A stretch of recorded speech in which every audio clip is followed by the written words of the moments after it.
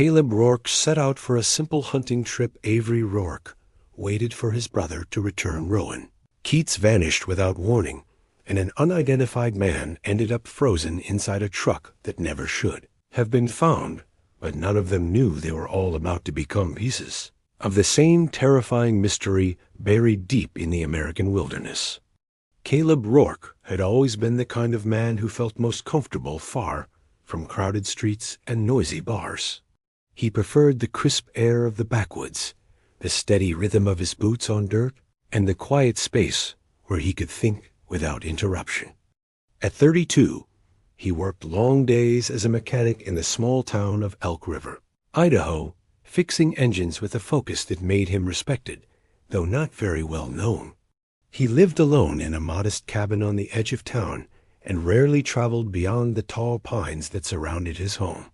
When hunting season arrived each year, it was the only time people truly saw Caleb come alive. He planned each trip carefully, cleaned his gear days in advance, and marked routes on maps, folded so many times that the creases looked like scars. On the last Friday of October, he packed his faded green pickup with the same tools he always carried: his rifle, a worn backpack, a thermos filled with strong coffee, and a box of supplies that could last him several days. He told his brother, Avery Rourke, that he would return by Sunday evening. Avery didn't think twice about it. This was Caleb's routine, and despite the isolation of the Clearwater Forest, he knew those woods better than most people in the county. Early that morning, Caleb stopped at a small gas station on the edge of town, fueling up and buying a few extra items for the trip. The clerk later remembered him looking calm and focused like he always did. The road into the mountains was long, narrow, and bordered by dense trees that blocked most of the light. Caleb drove deeper until he reached the trailhead marked on his map. He parked the truck in its usual hidden spot, a place only locals knew about, and sent Avery a quick message saying he had arrived safely and would start hiking toward the ridge. That short message would become the final trace of his existence. Caleb locked his truck, slung his gear over his shoulder, and stepped onto the trail leading into miles of wilderness. The cold wind rustled through the branches, carrying the scents of pine and damp earth. It was the kind of morning he loved most. Hours later, when he did not check in as expected, no one felt alarmed. Caleb often spent long hours roaming far from beaten paths. But when night fell and there was still no word, Avery grew uneasy. By the next morning, concern turned into fear, and he drove to the trailhead himself. The truck was gone. Avery's calls went unanswered, and the forest looked undisturbed, as if no one had entered it at all. That absence forced him to contact authorities, and soon search teams spread out in all directions, calling Caleb's name into the vast, indifferent landscape. What they found only deepened the mystery. Caleb's boot tracks appeared clearly for several yards before leading toward a ridge known for its sharp drop-offs and tangled brush. The prints ended abruptly, not near the edge, not near broken branches, not near any sign of an accident. It was as if Caleb Rourke had simply walked into the forest and dissolved into the cold morning air, leaving behind a silence that no one could explain. Search teams began their work before sunrise, gathering at the edge of the forest while mist still clung to the ground. Avery Rourke stood among them, exhausted and pale, hoping for any clue that might explain why his brother had not returned. The first group followed the shallow tracks found near the ridge, while others swept the surrounding areas in careful grids. The Clearwater Forest was known for swallowing sound and confusing direction, and even experienced rescuers moved cautiously, aware of hidden valleys, sudden drop-offs, and thick clusters of brush that could conceal a person completely. Despite these challenges, they expected to find at least a piece of gear, a sign of struggle, or a trail leading deeper into the woods. Instead, they found nothing but stillness. Helicopters arrived by the afternoon, circling slowly above the canopy. Their rotors stirred the treetops, sending loose leaves spiraling through the air. From above, the forest looked endless, dark, dense, and unforgiving. Pilots scanned for anything out of place, a splash of color, a broken clearing, a flare of movement. Each hour that passed without a discovery made the search more unsettling. Caleb Rourke was not careless. He never hiked without marking his routes, carrying extra supplies, and planning for emergencies. The absence of his belongings or any trace of him seemed wrong, as if something had intervened in a way that left no evidence behind. Rescue dogs were brought next, trained to follow scent trails even in complicated terrain. They started at the trailhead where Caleb had parked his truck days earlier. The dogs caught a faint scent that led toward the ridge before suddenly stopping at the same spot where the boot tracks ended. The handlers tried multiple times, approaching from different angles, but the results were identical. The scent disappeared entirely, which was unusual and deeply troubling. It suggested that either Caleb had been lifted or carried away from that location, or something had disrupted the trail completely, both scenarios, raising more questions than answers. Searchers began looking for alternate explanations. Some thought he might have slipped into a hidden crevice or fallen into a patch of thick brambles that concealed him from sight. Teams rappelled down cliffs, checked narrow gaps between rocks, and probed deep brush with long poles. Others explored nearby rivers, believing he might have wandered off course and been swept away by the current. Divers examined cold, dark pools where tree branches blocked the sunlight, but none revealed any sign of Caleb. Every potential lead ended the same way, with nothing. As days passed, attention turned to his missing truck. If Caleb had vanished on foot, his vehicle should have still been at the trailhead. The fact that it was gone cast an entirely new shadow over the case. Investigators ran checks on all nearby cameras and road entrances, hoping to locate the truck leaving the forest. No camera captured it. No witness reported seeing it. It was as if the truck had vanished the same day Caleb did, quietly and without detection. By the end of the second week, search teams grew weary and frustrated. Volunteers cried silently when they walked out of the forest at sunset, knowing they were leaving empty-handed again. Avery refused to give up, but even he felt the cold weight of hopelessness settling in. The official search was eventually scaled down, and only a few specialists remained to check for long-term evidence. Their final reports described Caleb's disappearance as unusual, inconsistent with typical wilderness accidents, and lacking physical indicators. Those words did nothing to comfort the family. When the last helicopter lifted off and the final team left the woods, the forest returned to its quiet, watchful state. The towering pines stood unchanged, the wind carried no answers, and the place where Caleb's tracks ended remained an unsolved mark on the ground. Without a body, without belongings, and without his truck, the disappearance became one of the strangest cases the region had ever seen. Even then, no one imagined how much stranger it would become in the years ahead. In the months that followed, the town of Elk River settled into a quiet tension. Caleb Rourke's disappearance remained fresh in everyone's mind, even when people tried to move on. The forest surrounding the town seemed different, heavier, quieter, almost as if it were holding something back. With the official search over, the unanswered questions became fuel for speculation. Residents whispered theories in grocery aisles, diners, and gas stations, each person adding their own piece to a puzzle that had no clear shape. Some believed Caleb had wandered too far, lost his sense of direction, and died of exposure. They argued that the Clearwater Forest was notorious for confusing even seasoned outdoorsmen. The lack of evidence, they said, was simply nature hiding what it didn't want found. Others thought he might have fallen into an old mining shaft or a hidden ravine. The region was littered with remnants of abandoned logging activity, and many dangerous areas were never mapped. This explanation brought a small degree of comfort to some, because it relied on tragedy rather than malice. But not everyone accepted those theories. A growing number of locals believed Caleb had not been alone in the forest that day.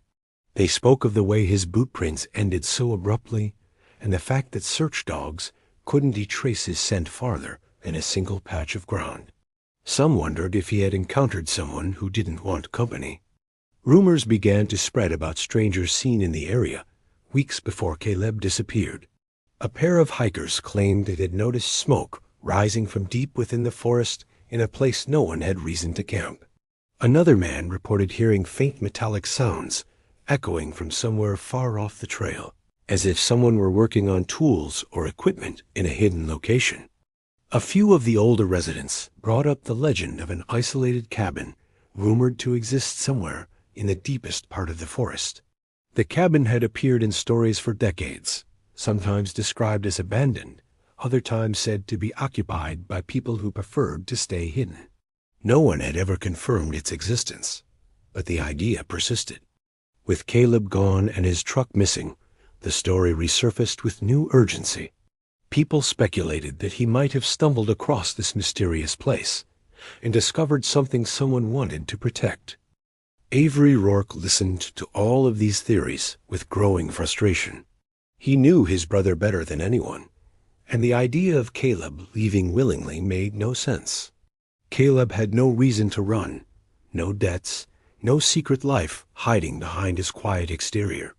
Avery also believed that if his brother had suffered an accident, anything would have been found. The emptiness surrounding the case felt intentional, as if someone had erased the evidence with precision. That belief slowly consumed him, driving him to revisit the forest on his own. He hiked along the ridge countless times, following the same path Caleb had taken. Each time, he reached the spot where the tracks ended and stood there, trying to imagine what had happened. The silence felt unnatural, almost staged. Even animals rarely passed through, which only deepened the strangeness. Avery searched for hidden trails, signs of old paths, or disturbed ground, but he found nothing that offered clarity. The forest seemed to resist his efforts, swallowing every clue before it could be understood. As the years passed, the mystery of Caleb's disappearance grew into a story people told newcomers. It became one of those unsettling tales that lingered in the back of the mind, especially during hunting season. The missing truck remained the most confusing element. Vehicles didn't simply vanish. The absence of any sightings or leads kept the rumor mill alive, giving life to theories that stretched far beyond the borders of Elk River. Still, beneath all the speculation, one truth remained unshaken. Whatever happened to Caleb Rourke did not fit the usual patterns. Something had interfered with the natural order of the forest, and although nobody could prove it, a quiet fear settled over the region. People who once hiked confidently into the mountains now stayed closer to marked trails. Hunters traveled in pairs or avoided the deeper areas altogether. The forest held a secret, and even without proof, everyone sensed it. Time continued to move forward, but the mystery did not fade. It waited, dormant but alive, for the moment when the next strange discovery would break the silence. And when it did, it would challenge everything the community thought it understood about Caleb's disappearance. Nearly 5 years passed before anything new surfaced in the case, and by then, most people in Elk River had accepted that the truth might never be found. The forest had returned to its usual patterns, though locals still avoided certain areas that felt too quiet or too heavy with the memory of the unsolved disappearance. Avery Rourke had aged noticeably. His once determined energy had softened into a weary acceptance, though privately he checked missing vehicle bulletins every month. He never stopped wondering about the truck. Its absence made the story feel incomplete, like a book missing its final chapter. The turning point began with a violent winter storm that swept through the mountains. Gale-force winds snapped tree trunks like matchsticks, and heavy snowfall buried entire slopes under white, untouched blankets. When the storm passed, crews were sent into the service roads to clear debris. These old roads were rarely used, winding through remote sections of the forest far from popular trails. As workers pushed deeper into the damaged area, one of them noticed a metal corner poking out from beneath a pile of fallen branches. At first, it looked like part of an old storage container or a rusted guardrail. But as the debris was cut away, the shape of a vehicle slowly emerged. The truck beneath the branches was battered but unmistakable. Its faded green paint, dent above the rear wheel, and cracked side mirror matched the description of Caleb Rourke's long-missing pickup. Snow and ice had glued the branches to the roof, making it seem like the truck had been intentionally hidden. Crews stepped back in shock, calling the county sheriff immediately. Within hours, investigators arrived, marking off the perimeter and photographing the scene. The license plate confirmed what everyone feared. The vehicle had been Caleb's all along. But the discovery took a darker turn as soon as officers opened the driver's door. Inside, slumped against the seat, was the body of a man none of them recognized. His clothing was newer than the truck's disappearance date, suggesting he had not been dead long. Ice crystals clung to his hair and eyelashes, freezing him in a strange, almost peaceful expression. There were no visible injuries, no blood, no broken bones, no signs of impact or struggle. It was as if he had simply fallen asleep in the truck and never woken up. The man's presence triggered immediate confusion. If he was not Caleb, then who had been driving the truck all these years? And why bring it back into the forest only to abandon it? Investigators searched the area thoroughly. There were no fresh footprints around the truck, only compressed snow from the recent storm. The vehicle showed signs of long-term use. The tires were newer than Caleb would have purchased, and the odometer indicated thousands of miles unaccounted for. This suggested the truck had traveled far and for an extended period before being left in this remote place. Inside the cab, officers found discarded food wrappers, a torn backpack, and empty water bottles, items too recent to belong to Caleb.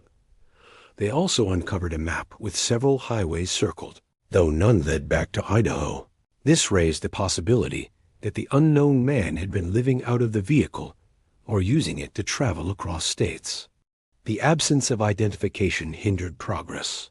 Fingerprint searches came back with no matches, and the man's face did not resemble any missing person photographs from nearby counties.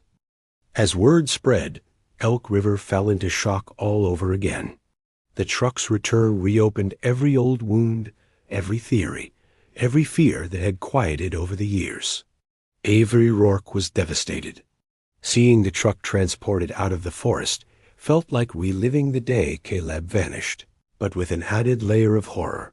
Someone else had been wrapped up in the mystery. The discovery left everyone unsettled because it did not solve Caleb Rourke's disappearance. It complicated it. And instead of bringing closure, the truck had delivered a new, unexplained body and a trail of fresh questions that no one knew how to answer. The arrival of the unknown man's body at the county coroner's office marked the beginning of a new and deeply confusing phase in the investigation. Detectives quickly realized that this was not a simple case of someone stumbling upon an abandoned vehicle and freezing inside during a storm. The man had died only weeks before the truck was discovered, meaning he had been alive long after Caleb Rourke vanished. This timeline forced investigators to accept a disturbing reality. Someone had been driving Caleb's truck for years without detection. The identity of that person remained unclear. The autopsy revealed no signs of trauma. The man had no broken bones, no defensive wounds, and no substances in his system that suggested poisoning. His death appeared to be the result of hypothermia, yet that conclusion raised its own questions. If he had access to a truck and supplies, why had he allowed himself to freeze? Investigators found traces of soot on his clothing, indicating he had recently built fires. He clearly knew how to survive outdoors, so what had gone wrong? His belongings offered little insight. The clothes he wore were common outdoor brands. His shoes were high quality but worn down, suggesting long travel. The backpack found in the truck held only essentials: a dull pocket knife, 2 unopened protein bars, and a small field guide about edible plants. Fingerprints taken from the truck's interior produced nothing. No federal or state database recognized them. There was also no match for Caleb's prints anywhere in the cab, which puzzled investigators. If Caleb had driven his truck up to the trailhead on the day he vanished, his fingerprints should have been present, even faintly. Instead, the surfaces seemed wiped clean, though not in a deliberate or forensic manner, more like years of use by someone else had erased what once belonged to him. This strengthened the theory that the unknown man, or perhaps others before him, had lived in the truck over an extended period. Detectives pieced together a rough timeline based on the wear of the tires and the mileage shown on the odometer. The truck had likely traveled through several states, possibly stopping frequently in remote or lightly populated areas. They theorized that the unknown man might have been drifting from place to place, using the vehicle as a mobile shelter. But the biggest hole in the theory was obvious. How did he obtain the truck in the first place? And more importantly, where was Caleb during those years? The presence of modern supplies inside the truck added another layer of confusion. The grocery store receipts found in the glove compartment were from states hundreds of miles away.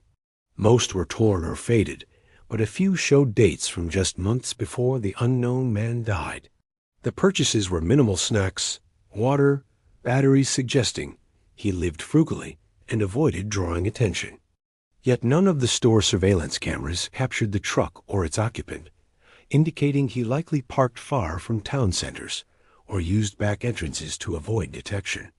As investigators continued reviewing the evidence, they noticed something subtle but significant. The unknown man had lived a transient lifestyle, but seemed to be following a pattern. The circled highways on the map suggested a route that connected forests, rural landmarks, and unpatrolled stretches of road. It appeared he had been moving deliberately, not randomly. Whether he was searching for something or avoiding someone remained unclear. The discovery of a faint scent of campfire smoke in the truck's fibers also suggested the man had recently been living outdoors before dying. This raised a frightening possibility. Investigators wondered if the man had been traveling with someone else, someone who left him behind or allowed him to freeze. If so, that person might still be alive, still moving across remote areas, still using survival skills to disappear into the wilderness. Detectives could not shake the feeling that the unknown man had been a victim, not a criminal. His final days, spent alone in a freezing truck, hidden beneath fallen branches, painted a picture of isolation and quiet desperation. Yet his connection to Caleb's disappearance remained hauntingly incomplete. One truck, 2 missing men, and 5 lost years now formed a mystery far more complex than the original case. The investigators sensed that the truth was buried somewhere in the forest, but whatever had happened, there involved more than just Caleb and the stranger found in his truck. The clues pointed toward a third person, someone who had stayed hidden for years, controlling the story from a distance. The discovery of the unknown man's body and the strange condition of Caleb Rourke's truck pushed investigators to widen their search far beyond the abandoned service road. What unsettled them most was the absence of Caleb's DNA inside the vehicle. This confirmed that someone had been using the truck for so long that the traces of the original owner had vanished completely. The possibility of a third-person someone, neither Caleb nor the unknown man, suddenly became the central focus of the investigation. Detectives knew that to find answers, they had to search the surrounding forest again, but this time with the assumption that someone had once lived there in secret. The renewed search began with aerial mapping. Drones flew above dense sections of the Clearwater Forest, scanning for unusual disturbances. After several days, a drone operator spotted a faint clearing in a deep ravine about 2 miles from where the truck had been found. The clearing was surrounded by steep slopes and thick vegetation that made it almost invisible from the main trails. Investigators hiked toward the location with difficulty, pushing through tangled underbrush and slippery rocks. When they reached the clearing, they found a small, collapsed structure that resembled the remains of an improvised campsite. The ground was littered with rotting fabric, an old metal cup, a rusted folding knife, and several crushed food cans. Nothing suggested a recent presence, but it was clear that people had lived there at some point. The real breakthrough came when they collected samples and later analyzed them in the lab. 2 DNA profiles were identified at the campsite. One belonged to the unknown man found in Caleb's truck. The second belonged to Caleb Rourke. That discovery sent shockwaves through the team. It proved that Caleb had not died immediately after disappearing. He had been alive long enough to leave trace evidence in that hidden camp. But the breakthrough came with a chilling complication. The 2 DNA samples did not account for all the activity at the campsite. Some items appeared much older, and the arrangement suggested long-term occupation by more than 2 individuals over time. The layout of the camp also indicated survival skills beyond what the unknown man possessed. The fire pits were expertly arranged. The shelter was engineered using techniques commonly used by seasoned outdoorsmen, and animal traps were found nearby, suggesting someone with advanced knowledge had once lived there. This pointed toward the existence of a third person, someone who had likely been there before Caleb and the unknown man. Investigators began reconstructing a possible timeline. The hidden camper might have lived there for years, coming and going with little trace, moving through the forest with the precision of someone who knew how to stay invisible. This person could have taken Caleb the day he vanished, brought him to the hidden camp, and kept him there. Later, this same person might have left or disappeared, passing the truck intentionally, or not to the unknown man who later died. The theory grew more unsettling when investigators discovered a trail leading away from the campsite. It was faint, overgrown, and easy to miss, but it stretched deeper into the ravine and toward an area so dense that even wildlife avoided it. The trail's existence suggested repeated travel by someone who didn't want to be found. The direction it pointed raised disturbing possibilities. Either someone had escaped, someone had abandoned the campsite long before, or someone was still out there. The deeper detectives dug, the more the pieces seemed to point toward a hidden network of movements rather than a single isolated event. Caleb's disappearance, the unknown man's presence in the truck, and the hidden campsite all hinted at a chain of interactions involving multiple people across several years. The forest, which once seemed like a backdrop to a simple missing person case, now appeared to be the heart of a secret history. The team left the ravine with the uneasy feeling that they were only beginning to uncover the truth. The idea of a third person, someone whose identity remained a complete mystery, hung over every piece of evidence. Whoever this person was, they had stayed hidden for years, blending into the wilderness with frightening skill. Detectives began to understand that solving the case would require uncovering not just Caleb's fate, but the movements of a person who had lived in the shadows long before anyone knew to look for them. The discovery of Caleb Rourke's belongings inside the old storage shed should have been the breakthrough investigators had been hoping for, but instead it added another layer of complexity to an already tangled mystery. The shed sat near a forgotten logging route that had not been used in over a decade, hidden behind a row of dying fir trees. Its padlock was rusted, barely clinging to the latch, yet the inside showed signs of more recent disturbance. Dust patterns were uneven, and the floor bore faint impressions that looked like footprints softened by time. It was clear someone had entered the shed long after it had been abandoned by the logging company. When investigators opened a cracked wooden storage box inside, they found several items belonging to Caleb: his hunting knife, a torn jacket, and a small notebook with half its pages missing. The remaining pages were blank, raising questions about what might have been written on the missing sheets. Next to these items were unfamiliar objects: old canned food, a broken lantern, and a pair of gloves too large to match Caleb or the unknown man found in the truck. These extra items suggested the shed had been used by more than one person, possibly over multiple years. The presence of Caleb's belongings alongside other supplies hinted that he had either been brought there or had managed to reach it at some point after leaving the hidden campsite. The tension increased when forensic analysts lifted fingerprints from the shed door. 2 sets were unusable due to age and smudging, but a third set stood out clearly. When checked against databases, they matched a drifter named Rowan Keats, who had been reported missing in another state several years earlier. Rowan Keats had no known connection to Idaho, no reason to be near Elk River, and no documented ties to Caleb or the unknown man found in the truck. His last known movements suggested he had been traveling alone, sleeping in remote areas and avoiding cities. The sudden appearance of his fingerprints in the shed tied him directly to the strange chain of disappearances, but did not explain his fate. He had never been found, alive or dead. This discovery led investigators to consider a new possibility. The forest had not been the scene of a single disappearance, but a sequence of them.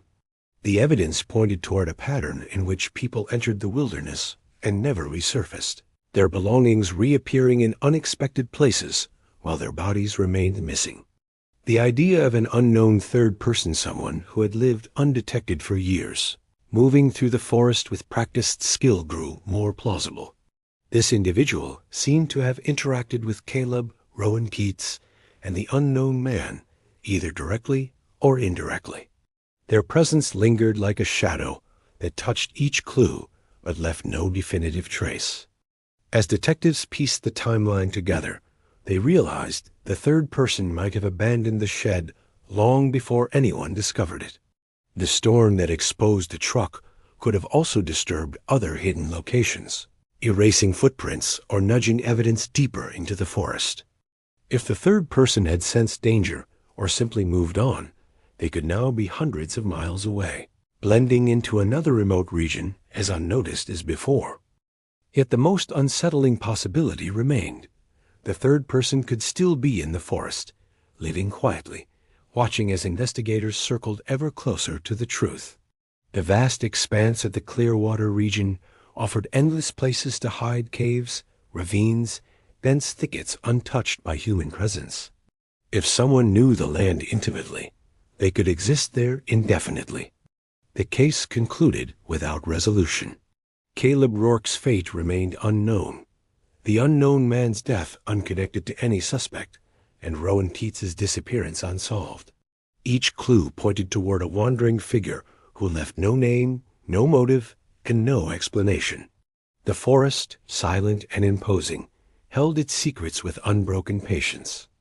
The community of Elk River never looked at the mountains the same way again. Hunters avoided the deeper ridges. Hikers reported strange feelings of being watched, and old trails fell into disuse. The forest that once seemed peaceful now carried a reputation for absorbing people without a trace. Whether the third person still walked those woods or had long since disappeared into another wilderness, no one could say. But the mystery that began with Caleb Rourke's vanishing now stretched across states, weaving together 3 lives in a story that remained open-ended, unsettling, and forever unfinished.